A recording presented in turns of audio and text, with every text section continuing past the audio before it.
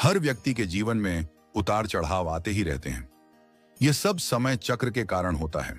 समय से बलवान कुछ भी नहीं, समय के आगे सबको झुकना पड़ता है।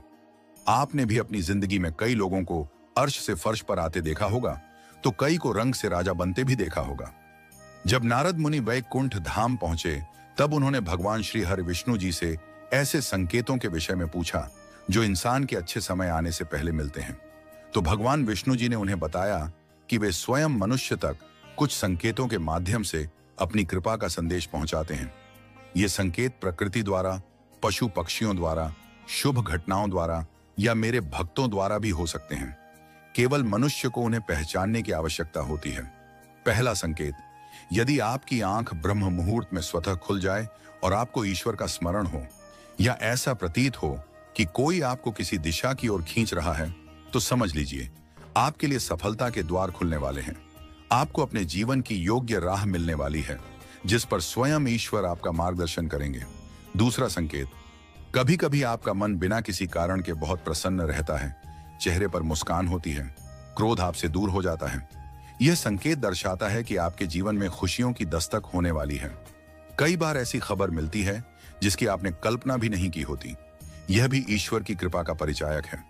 तीसरा संकेत, यदि आपके घर बार बार गौ माता आकर कुछ मांगे, बंदर कोई चीज लेकर चला जाए, बिल्ली आपके घर में बच्चे दे या पक्षी आंगन में घोंसला बना लें, तो यह सब शुभ संकेत हैं।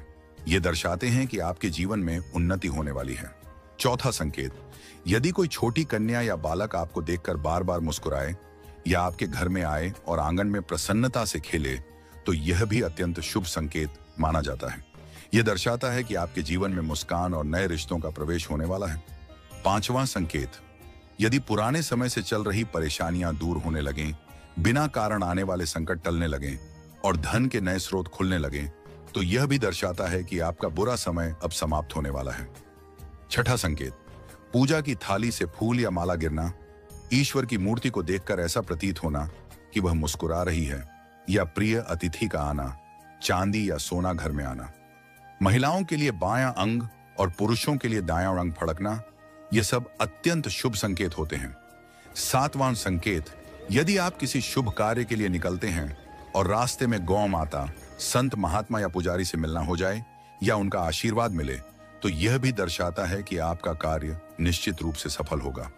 आठवां संकेत, संध्या काल में यदि जल या दूध से भरा पात्र आपको किसी के द्वारा मिल जाए या कोई मीठी वस्तु प्राप्त हो, तो यह भी आने वाले शुभ समय का परिचायक है। यह थे वह कुछ संकेत जो मनुष्य को ईश्वरीय कृपा प्राप्त होने